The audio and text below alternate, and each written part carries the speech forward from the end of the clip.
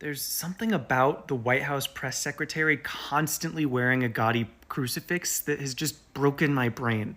I'm a devout, godless heathen, but I have lately somehow found myself in the surreal position of feeling like I have to defend the good name of Jesus Christ.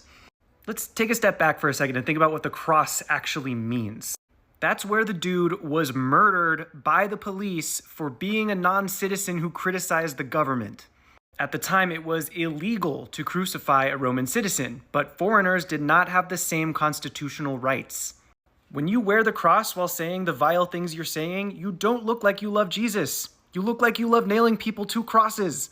For most of my life, I thought what we needed as a society was to get away from religious dogma and go towards rationality.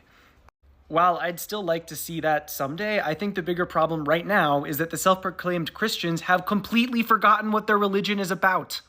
I was raised in an extremely religious household and spent my childhood reading the Bible every single day. In high school, I spent more time in religious education than I spent in math class. I've read the Bible a dozen times, and I even studied ancient Greek in college to be able to read the New Testament in its original Greek. I know this book backwards and forwards. If you haven't read the Bible before, it's basically like a Marvel movie meets the Communist Manifesto. And I am tired of fascists shutting down debates by saying, well, it's just my religious belief.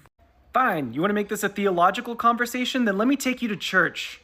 You cannot claim to be a Christian if you're rich. You cannot claim to be a Christian and support mass deportations. You cannot claim to be a Christian and say the poor don't deserve free handouts.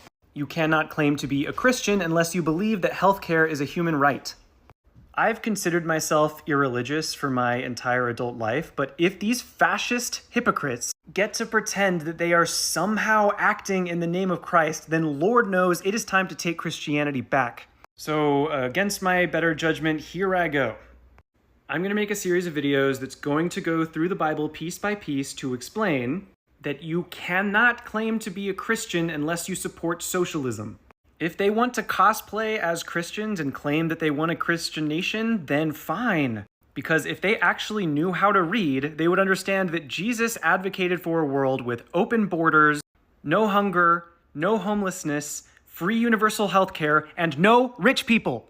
If you want to learn the real story of Comrade Christ straight from the Bible, then follow my profile for Woke Bible School.